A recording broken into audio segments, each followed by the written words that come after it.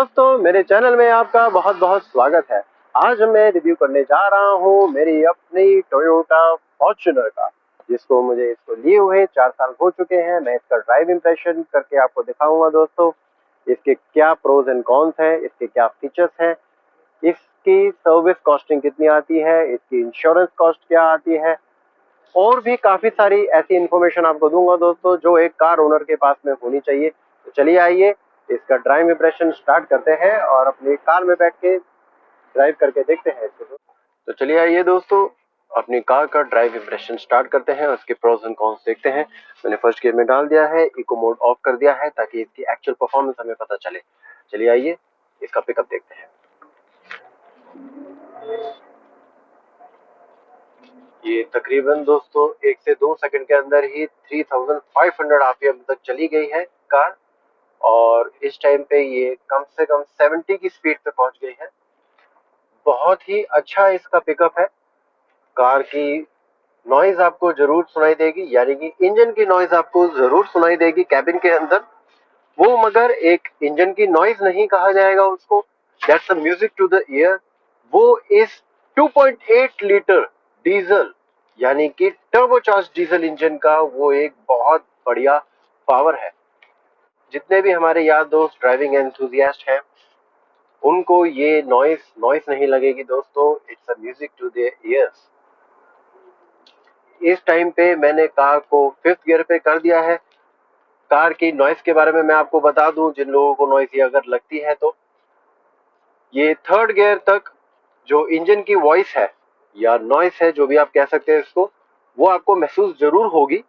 But जैसे ही आप 4th पार करके 5th और 6th गियर पे आएंगे, ये देखिए इस टाइम पे मैंने एक्सीलरेशन कर दी है और ये 90 की स्पीड पे है, और इसको अभी मैं और बढ़ाता हूँ। ये अभी 5th गियर में है।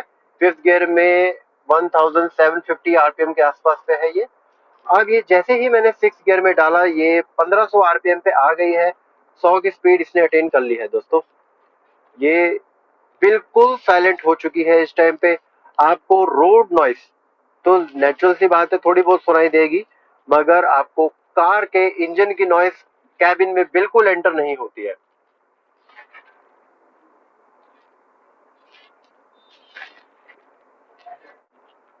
दोस्तों, मैं आपको इसके गियर शिफ्टिंग के बारे में बताना चाहता हूँ। गियर शिफ्टिंग इसकी बहुत ही ज्यादा स्मूथ है, यानी कि गियर बॉक्स इसका काफी स्मूथ बना रखा है। आपको कार चलाने के टाइम पे ये कंफर्म नहीं हो पाएगा अगर हम सिर्फ गियर बॉक्स को देखें कि ये एक पेट्रोल कार है या डीजल कार है। वैसे तो फॉर्च्यूनर 100 में से 99 डीजल में ही बिकती है, फिर भी देखिए किस तरीके से ये गियर बॉक्स कितना ज्यादा स्मूथ है इसका। दोस्तों, अगर इसके मैं ड्राइवेबिलिटी के व्यू के बारे में बात करूं, तो मुझे चाहे मैं अपनी ड्राइवर सीट को, क्योंकि जो कि हाइट एडजस्टेबल है, उसको पूरा भी नीचे कर दूं, तब भी मुझे कंप्लीट बोनट इसका दिखाई देता है, जो कि एक बहुत एडिड प्लस पॉइंट है। आप छोटे से छोटे रास्तों पे भी इस कार को आराम से ले जा सकते हैं, क्योंकि बोनट के लेफ्ट साइड और राइट साइड पे कार में पता नहीं चलता है कि कौन है या क्या है। अगर कोई छोटा बच्चा वगैरह होता है तो उसके हिसाब से अगर देखा जाए, तो जिस तरीके से इसने बोनट की ड्राइवेबिलिटी दे रखी है कि मतलब आपको व्यू बहुत क्लियर आता है, तो आप अपनी सीट को हाइट एडजस्ट करके थोड़ा सा ऊपर कर सकते हैं और आपको क्लियर सारा चीज आराम से दिखाई देगी, और उसके बाद में फिर अपने ड्राइविंग पोस्चर के हिसाब से आप उसको एडजस्ट कर सकते हैं। अगली बात अगर हम करते हैं दोस्तों, तो हम इसके स्टीयरिंग की बात करते हैं, जो कि एक हाइड्रोलिक स्टीयरिंग है। इसका मतलब ये हुआ कि जैसे ही कार बहुत स्लो होती है, यानी कि अगर आप ट्रैफिक में चला रहे हैं, ट्रैफिक जाम में चला रहे हैं, या फिर आप कार को पार्क कर रहे हैं, तो ये एक काफी हैवी स्टीयरिंग है। आप बड़ी स्मूथली इसको इस तरीके से नहीं घुमा सकते, थोड़ी सी आपको पावर लगानी पड़ेगी। मगर इस स्टीयरिंग का फायदा इस कार में इसलिए है क्योंकि जैसे ही आप हाईवे पे उतरते हैं या फिर सिटी में भी अगर आप ज्यादा तेज स्पीड पे जाते हैं, जैसे ही कार स्पीड अटेन करती है, ये स्टीयरिंग इतना लाइट हो जाता है कि कार चलाने का अलग ही आनंद आ जाता है। कार की कंप्लीट कॉन्फिडेंस आपको कार चलाने में आता है। कंपनी के इंजीनियर्स ने बहुत ही बेहतरीन काम करा है इसमें ये स्टीयरिंग दे के, जो कि लो स्पीड्स पे तो हार्ड हो जाता है, और हाई स्पीड्स पे उतना ही ये लाइट हो जाता है। दोस्तों, कार में 3 मोड्स मिलते हैं, एक इको मोड, एक पावर मोड, एक आईएमटी मोड। सबसे पहले मैं आपको आईएमटी मोड के बारे में बता दूं। आईएमटी मोड का मतलब होता है इंटेलिजेंट मैनुअल ट्रांसमिशन। इस मोड में ये फायदा रहता है कि जब आप गियर शिफ्टिंग करते हैं तो आपको झटके महसूस नहीं होंगे गियर शिफ्टिंग के टाइम पे, क्योंकि इंटेलिजेंटली कार अपने आप को एडजस्ट कर लेती है कि कितनी स्पीड पे गियर शिफ्ट हो रहा है, तो वो उतनी स्पीड ऑटोमेटिकली मेंटेन करके रखेगी और वो चलती रहेगी लगातार। तो आपको एज कंपेयर टू आईएमटी को ऑन करे बिना अगर आप चलाते हैं या वैसे चलाते हैं तो आपको डिफरेंस जरूर पता चलेगा। स्मूथनेस में ये कंपनी ने काम कर रखा है। तो दोस्तों, अब बात कर लेते हैं इको मोड की। इको मोड का मतलब होता है कि आपको अच्छी माइलेज देना, और ये मोड इसलिए अच्छी माइलेज देता है क्योंकि ये जो एक्चुअल में कार की परफॉर्मेंस होती है उसको थोड़ा विदहोल्ड कर लेता है। विदहोल्ड किस सेंस में कर लेता है, अगर आप सिटी ड्राइविंग में इस पे काफी अच्छा भी एक्सेलरेटर दबा दें तब भी ये उतना पिकअप नहीं ले पाएगी जितना आपको इको मोड ऑफ करके मिलता है। मैंने हाईवे की ड्राइविंग पे इको मोड के साथ में भी कार चला के देखी है और विदाउट इको मोड भी कार चला के देखी है, मुझे माइलेज बिल्कुल सेम मिली है। और इसलिए दोस्तों, मैं आपको यही रेकमेंड करूंगा, जो आप इको मोड है, इको मोड आप सिटी ड्राइविंग में ही चलाएं और इको मोड आप हाईवे की ड्राइविंग में बिल्कुल ना चलाएं। उससे फायदा आपको ये होगा कि आपकी कार की परफॉर्मेंस एक्चुअल में आपको मिलेगी। हाईवे पे आपको अच्छा पिकअप चाहिए होता है, वो कार आपको प्रोवाइड करेगी हाईवे पे without eco mode.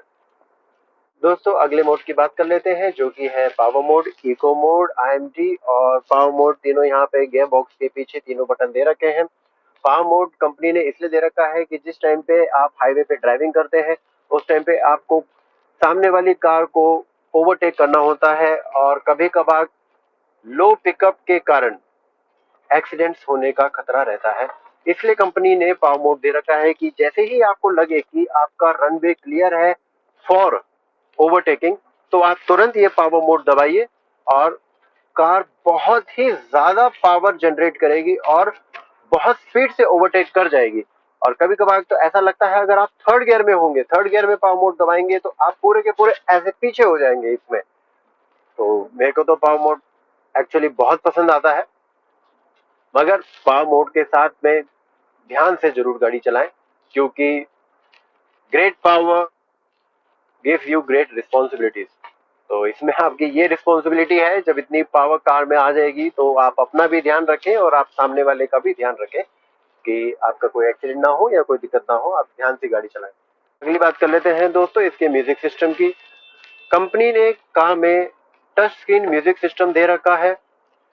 Touch screen music system के कंट्रोल्स आपके स्टीयरिंग पे दे रखे हैं यहाँ पे, और जो मेरे राइट साइड पे स्टीयरिंग पे कंट्रोल्स है वो इस ओडोमीटर के कंट्रोल्स है।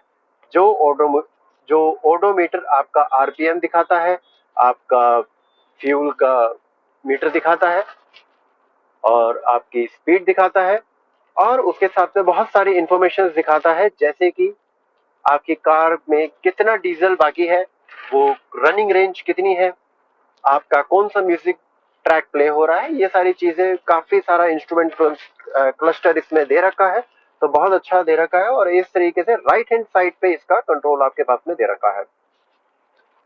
दोस्तों, एक बात मैं और आपको दिखाना चाहता हूँ इस म्यूजिक सिस्टम में, जो कि फर्स्ट जनरेशन मॉडल से कैसे अलग है। फर्स्ट जनरेशन मॉडल में जब आप रिवर्स का गियर डालते थे तो अगर धूप होती थी तो आपको इस तरीके से करके ढक के और फिर उसमें देखना पड़ता था, यानी कि सनलाइट रीडेबिलिटी उसमें बहुत ही ज्यादा खराब थी। इस सेकंड जेन मॉडल में कंपनी ने वो प्रॉब्लम ठीक कर दी है। दिखाइए, मैं आपको दिखाता हूँ। ये देखिए, आराम से आपको पूरा क्लियर दिख रहा है, चाहे बारिश हो, चाहे धूप हो, चाहे रात हो, आपको बहुत अच्छी विजिबिलिटी इसमें आपको प्रोवाइड होती है। तो चलिए आइए कार चलाते हैं और आगे और फर्दर डिस्कस करते हैं। मैं इसके माइलेज की बात कर लूं तो मुझे ये car with eco mode city driving में 9 किलोमीटर या 9.5 किलोमीटर से ज्यादा की एवरेज नहीं देती है, क्योंकि हमारी सिटी में थोड़ा सा ट्रैफिक ज्यादा रहता है, ट्रैफिक जैम भी ज्यादा होता है। अगर आप एक ऐसी सिटी में है जहाँ पे आपका ट्रैफिक रेगुलरली मूव करता रहता है, ट्रैफिक जैम नहीं होता है, तो हो सकता है आपको एक बेटर माइलेज मिले। बात कर लेते हैं हाईवे ड्राइविंग की। हाईवे ड्राइविंग पे दोस्तों इसने मुझे आज तक विदाउट इको मोड और विद इको मोड 12.5 या 12.8 से ज्यादा माइलेज नहीं दी है, क्योंकि मैं थोड़ा सा क्लच को और एक्सीलेटर को थोड़ा सा हार्ड प्रेसिंग मेरी रहती है, तो इसलिए मुझे पता है इससे ज्यादा मुझे मिल भी नहीं सकती इस कार में। और इस कार के लिए 12.8 की माइलेज बहुत ही बेहतरीन माइलेज है, क्योंकि मेरी जो हाईवे की ड्राइविंग होती है वो 120, 130, 140 तक भी होती है, क्योंकि 140 के ऊपर इसमें आपको एक अलार्म दे रखा है, यानी कि स्पीड का अलार्म दे रखा है। जैसे ही आप 140 से ऊपर क्रॉस करेंगे ये करके ये अलार्म साउंड करने लगता है। हल्का होता है, आपको इतना ज्यादा खास पता नहीं चलता है, और मैं कोशिश करता हूँ 140 के नीचे ही ड्राइव करने की। एक बार दोस्तों मैं राजस्थान जा रहा था, इसने मुझे उस टाइम पे 15.5 की माइलेज दी थी, मगर उस टाइम पे मेरा थोड़ा ड्राइविंग पैटर्न चेंज था। मैंने सिर्फ 90 टू 100 ही स्पीड मेंटेन करके रखी थी, 100 से मैं क्रॉस भी नहीं करके लेके गया था दोस्तों। तो इसलिए कंपनी जो इसमें माइलेज क्लेम करती है वो 14 की क्लेम करती है, बट मेरे को एक्चुअल में इसमें 15.5 भी मिली है, अगर आप ड्राइविंग पैटर्न थोड़ा सा कंट्रोल में चलाएं। तो इसका मतलब ये है कि माइलेज निकालना दोस्तों आपके ऊपर है। तो इसका मतलब ये है दोस्तों कि माइलेज अच्छी हो, खराब हो या एवरेज हो, वो ओनली ड्राइवर के ऊपर डिपेंड करता है जो कार को ड्राइव कर रहा है। ग्राउंड क्लियरेंस की बात कर ली जाए तो कंपनी हमें 225 mm की ग्राउंड क्लियरेंस देती है, जो कि इस कार के लिए बहुत ही ज्यादा बेहतरीन ग्राउंड क्लियरेंस है। कार में 7 पैसेंजर्स भी बैठे होंगे, कार में लगेज भी होगा, तब भी आप ऑफ रोडिंग कैपेबिलिटी में ये कार कहीं भी पीछे मात नहीं खाएगी। इसका सस्पेंशन थोड़ा सा हार्ड है, उसके कारण ये ऑफ रोडिंग कैपेबिलिटी इसकी बहुत ही लाजवाब निकलती है दोस्तों इस टाइम पे मैंने कार को 5th गियर में चला रहा हूँ, और मैंने इसको 6th गियर में भी कर दिया है, तभी कार बहुत ज्यादा साइलेंट है। अब मैं इसकी एक बार बात कर लेता हूँ सर्विस कॉस्ट की। कंपनी सर्विस कॉस्ट के मामले में या सर्विस के मामले में दोस्तों कार को हर 5000 किलोमीटर पे वर्कशॉप पे मंगवाती है, अपने सर्विस सेंटर पे मंगवाती है। 5000 किलोमीटर पे दोस्तों सिर्फ कुछ एक चेक पॉइंट्स होते हैं जो कि इसके मैनुअल्स में भी लिखे हुए हैं, वो कंपनी चेक करती है। अगर इंजन ऑयल कम होगा तो उसको टॉप अप कर देगी, नहीं तो चेंज नहीं करेगी, और बाकी सिर्फ क्लीनिंग करके इसको आपको हैंड ओवर कर देती है। उसमें जो मेरी कॉस्ट आती है 1500 रुपीज की, सिर्फ वॉशिंग की कॉस्ट आती है, प्लस जीएसटी अलग से। और अगर उसके बाद में 5000 किलोमीटर के बाद में ये जाती है 10,000 किलोमीटर पे। 10,000 किलोमीटर पे हमेशा इसकी मेजर सर्विस होती है, जिसमें इसका इंजन ऑयल और बाकी सारे चीजें इसकी चेंज होती हैं, चेक पॉइंट्स चेक होते हैं। उसमें जो इसकी कॉस्ट आती है वो हर बार एक डिसाइडेड ही होती है कि 9,000 के आसपास होती है, और 9,000 पे प्लस जीएसटी वगैरह ऐड करके 10,000 या 10,500 तक ये पहुंचती है। तो दोस्तों अगर मैं आपको ये बताना चाहता हूँ कि इस कार में जो इतनी हैवी है और इतनी ज्यादा एक्सपेंसिव है, अगर 10,000 किलोमीटर पे आपको 10,000 की कॉस्टिंग आ रही है, यानी कि 1 रुपी पर किलोमीटर की कॉस्ट आ रही है, तो मेरे ख्याल से this is the cheapest maintenance cost जो कि ये कार प्रोवाइड कर रही है अपने सेगमेंट में। और हो सकता है ये सारे फैक्टर्स मिला के इसी के कारण ये कार अपने सेगमेंट में सबसे ज्यादा सेल करती है। इस सेल की बात करूं तो ये कार अपने सेगमेंट में इतनी ज्यादा बिकी है, इतनी ज्यादा बिकी है कि बाकी कार मैन्युफैक्चरर्स की जो इस सेगमेंट की जो एसयूवीज आती हैं उन सब की कंबाइंड सेल भी इसके बराबर सेल मैच नहीं हो पाती है। ये इतनी ज्यादा सक्सेसफुल कार है दोस्तों। बात करी जाए अगर इसकी इंश्योरेंस कॉस्ट की, तो जिस टाइम पे मैंने ये कार ली थी, ये 4x2 मैनुअल ट्रांसमिशन है, उस टाइम पे इसके परचेजिंग कॉस्ट में ही इसकी इंश्योरेंस कॉस्ट इंक्लूडेड थी, जो कि 1 लाख रुपीज मुझे उस टाइम पे पड़ी थी। उसके बाद में मेरे को 4 साल इस कार को हो चुके हैं, मैंने अभी तक इसका कोई क्लेम इंश्योरेंस से नहीं लिया है, जिसके कारण मुझे नो क्लेम बोनस मिलता चला गया। 25%, 35%, 45% ऐसे करते करते मिलता चला गया। तो इस साल की जो मेरी इसकी इंश्योरेंस कॉस्ट मिली है वो पड़ती है मुझे 65,000 के आसपास। और ये जो मैं आपको इंश्योरेंस की वैल्यू बता रहा हूँ, ये एक्स शोरूम प्राइस पे मतलब रिटर्न टू इनवॉइस वैल्यू मिलती है, क्योंकि टोयोटा के पास में एक प्लान होता है, वो क्या करता है, रिटर्न टू इनवॉइस कर देता है। इसका मतलब ये है कि आपकी कार अगर कंप्लीट टोटल डैमेज हो जाए, तो जिस टाइम पे इसका एक्स शोरूम प्राइस था खरीदने के टाइम पे, यानी कि 30 लाख या 31 लाख जो भी था, वो आपको कंप्लीट प्राइस मिलेगा अगर ये कार कंप्लीटली डैमेज हो जाती है तो। और ये जो रिटर्न टू इनवॉइस का जो बेनिफिट है, वो आपको 6 ईयर तक आप इसको ले सकते हैं। उसके बाद में आपको एक नॉर्मल आईडीवी यानी इंश्योरेंस डिक्लेयर्ड वैल्यू पे ही आपकी इंश्योरेंस चलती रहेगी आफ्टर 6 ईयर। दोस्तों, जिस तरीके से अभी आपको मैंने बताया, इसकी ऑफ रोडिंग कैपेबिलिटी बहुत ही ज्यादा बेहतरीन है। मेरा सिर्फ 4x2 मैनुअल ट्रांसमिशन ही है, बट मुझे आज तक, मैं इतनी बार हिल स्टेशन पे लेके गया हूँ, मैं ऑफ रोडिंग पे भी लेके गया हूँ डायरेक्टली, मगर मुझे कहीं भी इस कार ने कोई दिक्कत नहीं दी है। इस कार का सिर्फ एक ही मेन आप पॉइंट मान के चलिए कि कार को हर 10,000 किलोमीटर की सर्विस पे आप जरूर भेजते रहिए। उसके बाद में कभी कोई दिक्कत नहीं आएगी, कभी भी आप रोड पे कार बंद नहीं हो सकती है आपकी। इतनी बेहतरीन कंपनी ने इसमें इंजन दे रखा है।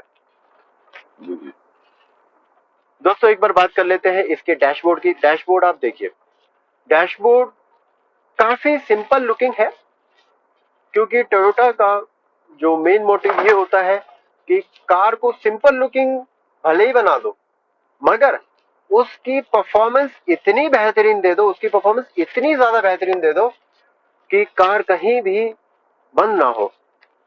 टोयोटा ने एक ही ऐसी ही एडवर्टाइजमेंट में अपने आप को एडवर्टाइज भी करा था कि जहां पे पर्सन जा रहा था कार में, सामने एक लेडी कार को रोक के खड़ी हुई थी, और वो टोयोटा की ही कार थी, बट उस पर्सन ने उसको मदद करने के लिए कार नहीं रोकी, and then he drove off. तो साथ में जो पैसेंजर बैठा था उसने पूछा, भाई आपने कार क्यों चला लिया, आपने लेडी की मदद क्यों नहीं करी? तो उन्होंने ये बताया कि that's a Toyota car, and Toyota का रोड पे बंद नहीं हो सकती है। अब नेचुरल सी बात है, आप अगर कार की मेंटेनेंस ही नहीं कराएंगे, आप जो 10,000 किलोमीटर की सर्विस पे आपको कार को भेजना है, आप उसमें नहीं भेजेंगे, तो कार तो बंद होगी ही। बट अगर मेंटेनेंस कराते रहेंगे तो 0% चांस है कि बंद हो जाए या कोई भी फॉल्ट इसमें आ जाए कार में। बात कर लेते हैं दोस्तों, कोई भी कार परफेक्ट नहीं होती है, ये कार भी परफेक्ट नहीं है। ये बॉडी ऑन फ्रेम के प्लेटफॉर्म में बिल्ड होती है, उसके कारण maximum SUVs he body on frame के प्लेटफॉर्म पे बिल्ड होती हैं, जिसके कारण इनमें बॉडी रोल बहुत ज्यादा होता है। बॉडी रोल का मतलब यही हो गया कि जिस टाइम पे आप एक चढ़ाई चढ़ रहे होंगे हिल स्टेशन पे या कहीं पर भी होंगे, और आपको काफी एक स्टीप चढ़ाई आ जाएगी, और अगर कार थोड़ी स्लो स्पीड पे है और आपने एक्सेलरेशन ज्यादा दे दिया, तो व्हील रोटेशन बहुत ज्यादा हो जाती है दोस्तों, बहुत ज्यादा। और उस टाइम पे हो सकता है कार को कंट्रोल करना भी मुश्किल हो जाता है कुछ कुछ सर्कमस्टेंसेज में, जैसे कि स्नोफॉल के टाइम पे। स्नोफॉल पे तो बेटर आपको यही रहता है कि आप स्नो चेन्स वगैरह ही यूज करें। आप इस कार की कैपेबिलिटीज पे ओवर कॉन्फिडेंट ना हो, हमेशा ये ध्यान रखिएगा। कार आपकी स्टूडेंट है दोस्तों, और हम इसके टीचर हैं। हम जैसा इसको बोलेंगे वो ये फॉलो करेगी, ये आपको हमेशा ध्यान रखना है। मगर आपको ये भी ध्यान रखना है कि आपको अपने स्टूडेंट पे कंप्लीट भरोसा नहीं होना चाहिए। यानी कि आपको ये नहीं है कि आप अगर स्नोफॉल में ले गए हैं और आप फॉर्च्यूनर ले गए हैं और आप एक अच्छे ड्राइवर हैं, तो भी आप एक अंधविश्वास की तरह कि हाँ आपके पास में फॉर्च्यूनर है तो नथिंग कैन गो रॉन्ग, ऐसा कुछ नहीं है दोस्तों। आप हमेशा प्रिकॉशंस लेके चलिए, आप स्नो चेन लेके चलिए, और भी जो प्रिकॉशंस होते हैं वो आप हमेशा लेके चलिए, एंड ड्राइव सेफ ऑलवेज। दोस्तों, अगर मैं इसके टायर की बात करूं, तो कंपनी ने मुझे इसमें ब्रिजस्टोन के टायर दिए थे, जो कि स्टार्टिंग से ही मेरे पास में ब्रिजस्टोन के टायर लगे हुए हैं। 4 साल में ये 43,000 किलोमीटर चल चुकी है। मैंने सामने दोस्तों इसकी फोटो आपको दिखा दी है कि ब्रिजस्टोन के टायर की अभी तक की वेयर एंड टेयर कितनी हुई है, और कितने इसकी अभी भी वेयर एंड टेयर बची हुई है। अगर आप एक बार फोटो ध्यान से देखेंगे दोस्तों, तो कम से कम ये 25 to 30,000 किलोमीटर ये अभी भी टायर आराम से चल सकते हैं। मतलब ये है दोस्तों कि मेरी कार 43,000 किलोमीटर चल चुकी है और मैं 25 से 30,000 किलोमीटर अगर और कार को चला देता हूँ इन्हीं टायरों के साथ में, यानी 70,000 किलोमीटर मुझे ब्रिजस्टोन का एक टायर अगर दे देता है, तो this is the best in class. यानी कि ये बहुत बेहतरीन परफॉर्मेंस ये टायर मुझे दे रहे हैं।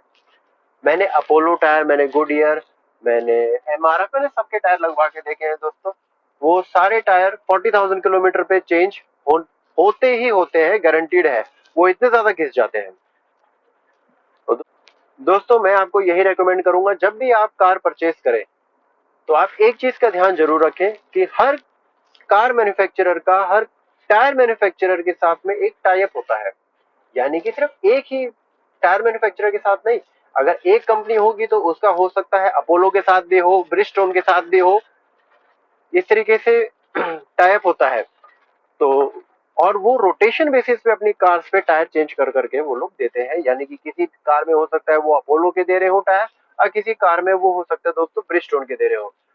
मैं आपसे यही रिक्वेस्ट करूंगा, अगर पॉसिबल हो सके तो आप अपनी न्यू कार में ब्रिजस्टोन के ही टायर लगवाने की प्रेफरेंस दे, कार मैन्युफैक्चरर के पास में जाके सेल्स एजेंट से रिक्वेस्ट करके। चीज और आपको बता दूं, ये कोई मेरा पेड प्रमोशन नहीं है जिसमें मैं ब्रिजस्टोन के टायर्स को प्रमोट कर रहा हूँ।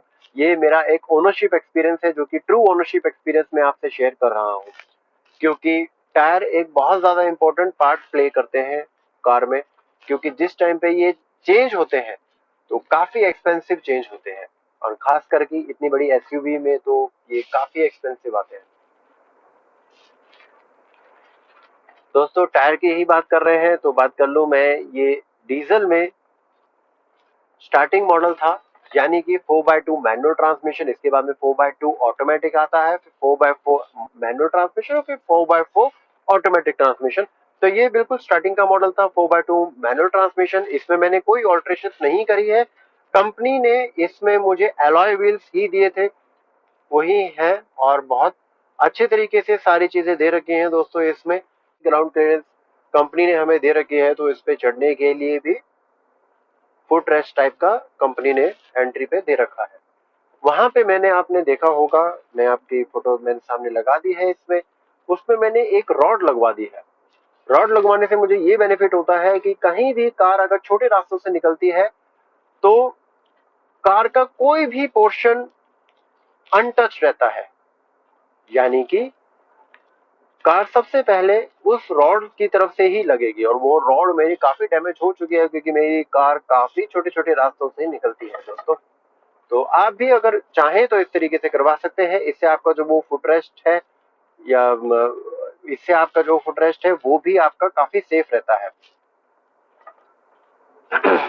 तो इस कार की बहुत ही बढ़िया बात बताना चाहता हूँ, इस कार की रोड प्रेजेंस इतनी शानदार है, इतनी शानदार है कि आप कार चला रहे होंगे और जैसे ही आप लेफ्ट में, अगर आपका ट्रैफिक आ रहा है, मैं पहले सिटी ड्राइविंग की बात कर रहा हूं, अगर आपका लेफ्ट में या राइट में कोई भी ट्रैफिक आ रहा है, अगर आप अपनी कार राइट में मूव करेंगे तो जो पीछे ट्रैफिक आ रहा होगा वो पहले ही रुक जाएगा और वो पीछे हो जाएगा। इसका मतलब ये है कि वो सब डर जाते हैं कि यार इस कार का तो कुछ नहीं बिगड़ेगा मगर हमारा बहुत कुछ बिगड़ जाएगा।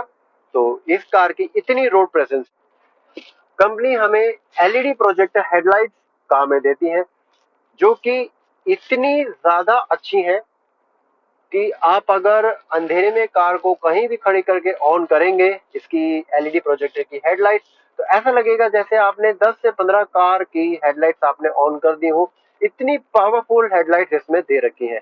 एक मैं आपको इंस्टेंस बताता हूँ, मैं एक बार टोल टैक्स पे खड़ा हुआ था, तो मेरे सामने जो कार थी उसने मुझे कार में बैठे हुए ही इशारा करके इस तरीके से कहा कि आप अपनी हेडलाइट्स बंद कर दो, हमें कुछ दिखाई नहीं दे रहा है आगे। इसकी इतनी बेहतरीन हेडलाइट्स है दोस्तों। फॉग लाइट्स की बात कर लें दोस्तों तो बिल्कुल यूजलेस है, बिल्कुल यूजलेस। फॉग लाइट आप चलाओ चाहे ना चलाओ एक ही बराबर है, कोई बिल्कुल बेकार फॉग लाइट्स है इसकी। बट ये है कि फॉग लाइट्स तो बेकार है मगर हेडलाइट इतनी शानदार दे रखी है कि फॉग लाइट्स की रिक्वायरमेंट महसूस नहीं होती दोस्तों। अगर बात कर लें दोस्तों इसकी सीटिंग कैपेसिटी की, तो फ्रंट में भी और सेकंड रो पैसेंजर सीट में भी इसमें सीटिंग कैपेसिटी इतनी बेहतरीन दे रखी है कि आपको ऐसा लगता है कि जैसे आप एक रूम में बैठे हुए हैं। तो सीटिंग कैपेसिटी इसकी बहुत अच्छी है। सेकंड रो जो है एडजस्टेबल दे रखी है, मतलब आगे पीछे हो सकती है। तो उसके हिसाब से थर्ड रो में तो ओरिजिनली भी स्पेस है, बच्चे तो बैठ ही सकते हैं, बट अगर कोई सी बड़े को आप बैठाते हैं थर्ड रो में तो सेकंड रो को थोड़ा सा आप आगे कर सकते हैं, तब वो पर्सन आपका जो बड़े लोग हों। बात कर लेते हैं दोस्तों इसकी राइड क्वालिटी की। जब कार में इतना सब कुछ अच्छा है तो कुछ ना कुछ तो खराब होगा ही, और वो है इसकी राइड क्वालिटी। राइड क्वालिटी से मेरा मतलब है कंफर्ट। अगर आप सेकंड रो पे बैठे हैं तो आपको इस कार में कंफर्ट तो महसूस नहीं होगा, but yes, you will naturally feel like a king. ये कार इतनी रोड से ऊपर उठी हुई है और इतनी रोड इसकी प्रेजेंस है कि आपको एक ऐसा लगेगा कि आप एक किंग हैं और आपकी कार चलती चली जा रही है। मगर इसमें कंफर्ट नहीं है। कंफर्ट इसमें आपको तब मिल सकता है जब आप इसको बहुत स्लो ड्राइव करें। अगर आप थोड़ा सा इसको हार्ड प्रेस करके आप इसको थोड़ा सा स्पीड से ड्राइव करेंगे, कोई गड्ढे वगैरह आएंगे तो आप ऐसे थोड़ा सा झूल जाएंगे। जो पर्सन ड्राइव कर रहा है, मैं ड्राइवर की बात नहीं कर रहा हूँ दोस्तों, मतलब पेड ड्राइवर्स की बात नहीं कर रहा हूँ, मैं ओनर की बात कर रहा हूँ। मैक्सिमम लोग इस कार को वही लोग लेते हैं जिनको कार की ड्राइविंग पसंद है, मैक्सिमम लोग वही लेते हैं। तो उनके लिए तो दोस्तों ये कार बहुत ही अच्छी है, बहुत ही बेहतरीन है। मेरे को पर्सनली ये कार चलाने में बहुत ही ज्यादा मजा आता है। हाईवे पे इसकी स्टेबिलिटी इतनी ज्यादा है कि मैंने अंदाजन मान के चलिए, मैंने ऑलमोस्ट 120 टू 130 किलोमीटर की स्पीड पे होगा, जिस तरीके से रास्ता चल रहा है। एक टी पॉइंट आ गया था, टी पॉइंट से मुझे राइट लेना पड़ा था, मैंने हल्का सा ब्रेक दबा के और मैंने टर्न इस तरीके से टर्न करा था कार को। तो जो आपकी टायर की नॉइज थी, टायर की नॉइज जरूर सुनाई दी हल्की फुल्की, मगर कार बिल्कुल भी पलटी नहीं। मैं खुद ही हैरान हो गया था उस टाइम पे कि 120 की स्पीड पे भी ये कार कैसे टर्न कर गई है आराम से। कार बहुत ज्यादा स्टेबल है इस मामले में दोस्तों। और दोस्तों सबसे मेन बात तो यही है कि टोयोटा की कार है। टोयोटा अपनी आफ्टर सेल सर्विस के लिए जानी जाती है, आफ्टर सेल क्वालिटी सर्विस के लिए जानी जाती है दोस्तों। इसलिए जहां टोयोटा का ट्रस्ट आ गया वहां आपको सोचने की जरूरत नहीं है। सिर्फ आपको कार लेते टाइम ये जरूर देखना है कि कार की बिल्ड क्वालिटी अच्छी है या नहीं। दोस्तों कार के बूट स्पेस की बात कर ले तो कार के बूट स्पेस में एक छोटा सा कंपार्टमेंट दे रखा है, जिसको जब हम ओपन करते हैं तो वहां पे आपका हाइड्रोलिक जैक, आपकी टूल किट और आपकी बाकी एसेंशियल जो साइन बोर्ड्स होते हैं वो कंपनी हमें प्रोवाइड करती है उसमें। वो बहुत ही अच्छा लगता है, एक कार का डिसेंट लुक होता है, बहुत अच्छा लगता है दोस्तों। तो अगर बात कर ली जाए कार की स्टेपनी की, तो कंपनी ने कार की स्टेपनी जो है बैक साइड में नीचे की तरफ दे रखी है, यानी कि ओपन स्टेपनी दे रखी है। वो मुझे एक ही चीज में खराब लगती है, स्टेपनी का प्लेसमेंट जो है, कि इसको थोड़ा सा डिजाइन करके कुछ इस तरीके से कर सकते थे कि उस स्टेपनी को वहां ना देके आप ऊपर दे सकते थे, जैसे यानी कि बूट स्पेस के बाहर ही कहीं उसकी जगह बनाई जा सकती थी। जैसे कि जो आपकी इको स्पोर्ट आती है और बाकी सफारी वगैरह पहले आती थी तो उसमें टायर को पहले ही पीछे दे देते थे, उस तरीके से बनाया जा सकता है। मगर मैं आपको स्टेपनी जो नीचे लोकेटेड है उसका एक नुकसान मैं आपको ये बताता हूँ कि आप मान के चलिए हाईवे पे चल रहे हैं, बारिश हो रही है, बारिश हो रही है तो आपकी कार कीचड़ में से भी निकलती है, मडी रास्ते से निकलती है, बहुत सारे खराब रास्तों से निकलती है। उस टाइम पे वो जो टायर होता है यानी कि स्टेपनी जो होती है बहुत ज्यादा डर्टी हो जाती है दोस्तों। अगर बाई चांस मान के चलिए उस टाइम पे अगर आपका टायर फ्लैट हो जाता है, यानी कि टायर की हवा निकल जाती है, कुछ भी प्रॉब्लम हो जाती है, तो अगर आपको उस टाइम पे वो टायर चेंज करना पड़ जाए तो सबसे पहले तो आपके हाथ, आपके कपड़े, आपके सब चीज मतलब इतना ज्यादा गंदा हो जाएगा, क्योंकि वो टायर इतना ज्यादा पहले से ही गंदा हो चुका होगा। बस यही एक उसका नुकसान मुझे लगता है। हाँ, और एक दूसरा नुकसान और ये लगता है कि जब वो टायर एक ओपन एनवायरनमेंट में है, यानी कि उस पे धूल मिट्टी भी लग रही है, उस पे हवा भी लग रही है, उस पे पानी भी लग रहा है, तो उसकी वेयर एंड टेयर होती ही रहती है।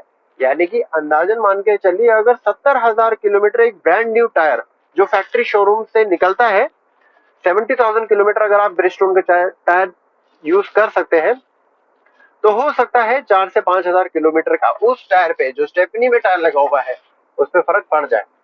क्योंकि वो ओपन एनवायरनमेंट में है, और ओपन एनवायरनमेंट में जो भी चीज रहती है, चाहे वो यूज में ना हो, वो वेयर एंड टेयर दोस्तों जरूर करेगी। दोस्तों अगर बात कर ले कार के फ्यूल की कैपेसिटी की, तो कंपनी हमें इसमें 80 लीटर का टैंक देती है, जो कि बहुत अच्छा टैंक है इस कार के लिए। और आप उस टैंक में आप मान के चलिए, मैं जब भी फुल कराता हूं तो मैं 75% के बाद में, जब मेरा 25% टैंक रह जाता है, मैं दोबारा से उसको फिर फुल करा लेता हूं। तो 75% में मेरा अगर 800 किलोमीटर चल जाता है, तो यानी कि 1000 किलोमीटर से ऊपर आप उस कंप्लीट फुल टैंक में आप आराम से कार चला सकते हैं। ये बहुत अच्छा कंपनी ने इस कार में दे रखा है फ्यूल कैपेसिटी।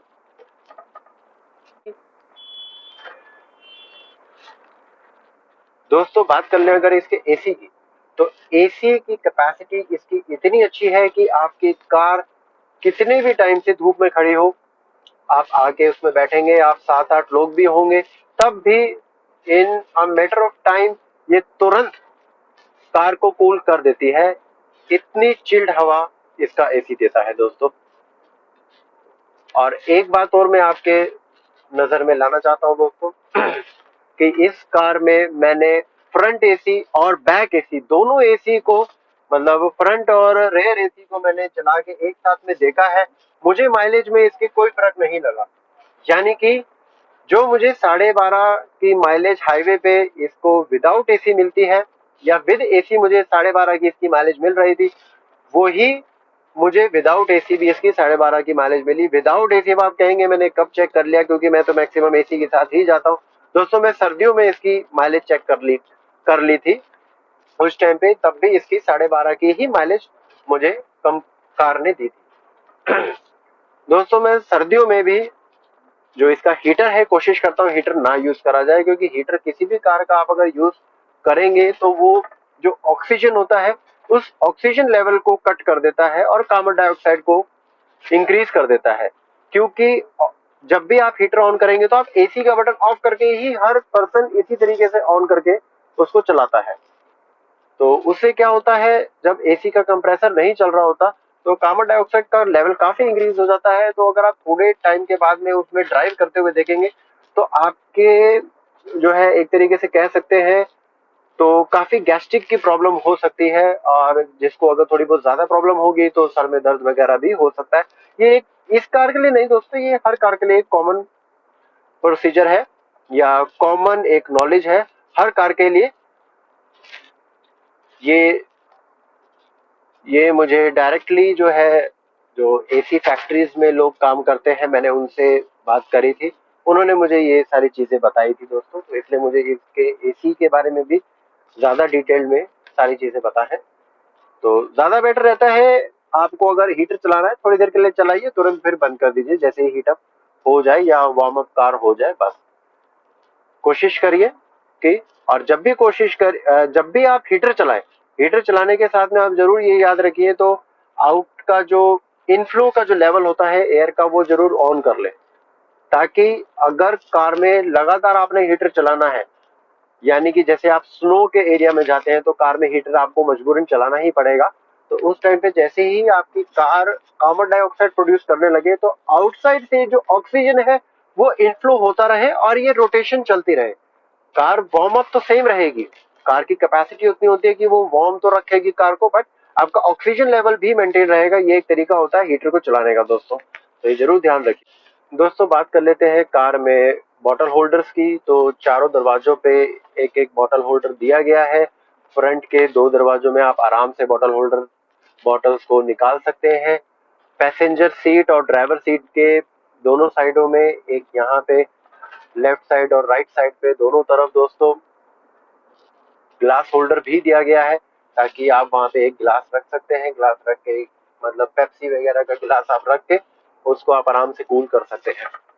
बात कर लेते हैं रेयर सीट पे जो बॉटल होल्डर्स दे रखे हैं, उनकी जो प्लेसमेंट है वो मुझे टेक्निकली पसंद नहीं आई है, क्योंकि आप उसमें बॉटल तो रख लेंगे, फिर आप दरवाजा जैसे ही क्लोज करेंगे तो आप उसमें उसी तरफ से हाथ डाल के वो बॉटल नहीं उठा सकते, आपको फ्रंट से रोटेट करके मतलब अपना हाथ को लाना पड़ेगा, तब आप वो बॉटल उठा पाएंगे। तो ये थोड़ा सा रह जाता है कंपनी के इंजीनियर से भी कुछ थोड़ा बहुत, बट इतना कोई फर्क नहीं पड़ता है इतना तो। बाकी अगर बाकी दोस्तों बात कर लें इसके थाई सपोर्ट की, तो फ्रंट सीट पे भी ये देखिए थाई सपोर्ट काफी अच्छा दे रखा है। यहाँ पे थाई सपोर्ट दे रखा है, यहाँ पे एक तरफ यहाँ पे भी सपोर्ट दे रखा है, बैक सपोर्ट भी बहुत अच्छा है इसका। एडजस्टेबल हेडरेस्ट आपको फ्रंट दोनों सीट्स पे मिल जाते हैं। फ्रंट सीट्स तो क्या मैं बोलूं दोस्तों, सेकंड रो पे भी आपको एडजस्टेबल हेडरेस्ट मिल जाते हैं, आपको थर्ड रो पे भी इसमें एडजस्टेबल हेडरेस्ट मिल जाते हैं। थर्ड रो के एडजस्टेबल हेडरेस्ट बहुत काम आते हैं दोस्तों, क्योंकि उसकी थोड़ी सी प्लेसमेंट नीचे है, तो हेडरेस्ट ऊपर करके आप आराम से इंजॉय करते हुए जर्नी को आप जा सकते हैं। एक फैक्ट मैं आपको बताना चाहता हूँ, या एक चीज के बारे में आपको नॉलेज देना चाहता हूँ जो हर कार के लिए कॉमन है। देखिए दोस्तों, ये इसका रिमोट है जिससे कार लॉक एंड अनलॉक होती है। अगर मान के चलिए ये बिल्कुल ही टूट जाता है, इसकी सेल खत्म हो जाती है, या ये टूट जाता है, डिस्ट्रॉय हो जाता है, कुछ भी प्रॉब्लम हो जाती है, तो हो सकता है आप अपनी सिटी से बाहर हो तो आप सोचे कि इसको कार को कैसे लेके जाना है, तो आप तब भी मत घबराइए। उसके लिए भी कंपनी ने एक प्रोविजन कर रखा है। इसके अंदर की जो चिप है बस वो थोड़ी बची होनी चाहिए, वो ऐसा ना हो कि बिल्कुल ही तहस नहस हो गई, वो खत्म हो गई हो। वो अंदर की जो इसकी चिप होती है, जो मदरबोर्ड टाइप छोटा सा होगा इसका, वो लीजिए।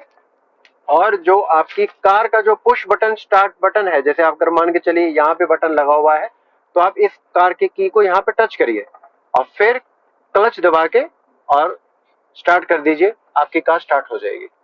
चाहे इस की में बैटरी हो चाहे ना हो, चाहे ये ऊपर का सारा तहस नहस हो चुका हो, कोई दिक्कत नहीं है दोस्तों। ये एक कॉमन प्रोसीजर है हर कार के लिए, या कॉमन नॉलेज है हर कार के लिए, जो कि पुश बटन स्टार्ट है, क्योंकि ये एज अ सिक्योरिटी फीचर हर कार में कार मैन्युफैक्चरर को देना होता है। और हमारे बहुत सारे दोस्तों को ये फीचर के बारे में नॉलेज नहीं है, इसलिए मैंने सोचा आपको ये मैं फीचर बता दूं। दोस्तों बात कर लेते हैं ग्लोब बॉक्स की। तो ये वाला जो ऊपर का ग्लोब बॉक्स है, ये एसी कंपार्टमेंट वाला ग्लोब बॉक्स है। यहाँ पे एसी की वेंट की कूलिंग आती है, यहाँ पे आप आराम से बॉटल वगैरह कुछ भी रख सकते हैं। इसको बंद कर देते हैं। नीचे वाला जो ग्लोब बॉक्स है, यहाँ पे डॉक्यूमेंट्स वगैरह रखने के लिए ये एक डिसेंट साइज दे रखा है। इसको बंद करते हैं हम, तो यहाँ पे एक लॉक टाइप का सिस्टम दे रखा है, यानी कि ये ग्लोब बॉक्स आप लॉक कर सकते हैं। इस लॉक की आपके रिमोट में है। यहाँ से आप इसको ऐसे प्रेस करेंगे, यहाँ से आप इसको ऐसे प्रेस करेंगे तो आपकी एक की बाहर निकल जाती है दोस्तों, ये रही वो की। अगर जिस टाइम पे अब दोस्तों आप अगला क्वेश्चन हो सकता है ये भी करें कि अगर हमारी की बिल्कुल ही टूट गई तो हम गाड़ी तो स्टार्ट कर लेंगे, बट हम एंट्री कैसे लेंगे कार में। तो दोस्तों इस की से कार की एंट्री भी आप ले सकते हैं। कार के जो हैंडल होते हैं वहां पे ये की के लिए एंट्री दे रखी है दोस्तों।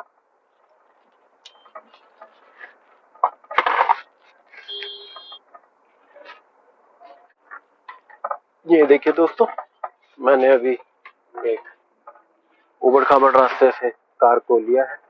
कार को कोई दिक्कत नहीं होती है, आप इसको जितने मर्जी भी गड्ढों में ले जाइए, आप इसको जितने मर्जी मिट्टी के रास्ते में ले जाइए, कोई प्रॉब्लम नहीं होती है। कार में सिर्फ आपको एक चीज का ध्यान रखना है कि कार के टायर की रोटेशन ना हो, यानी कि कार में कुछ ऐसा ना लग जाए जिससे उसके कार टायर जो है स्लिपरी हो जाए। अब देखिए दोस्तों, मैं आपको इसका टर्निंग रेडियस दिखाता हूँ एक बार। ये देखिए कितने छोटे से रास्ते में भी इसको पूरा टर्न लेने की जरूरत नहीं है। लेफ्ट साइड और राइट साइड में भी काफी जगह बच गई थी, वो तो लोग ट्रैफिक आ रहा था तो मेरे को थोड़ा सा संभाल के लेना पड़ा।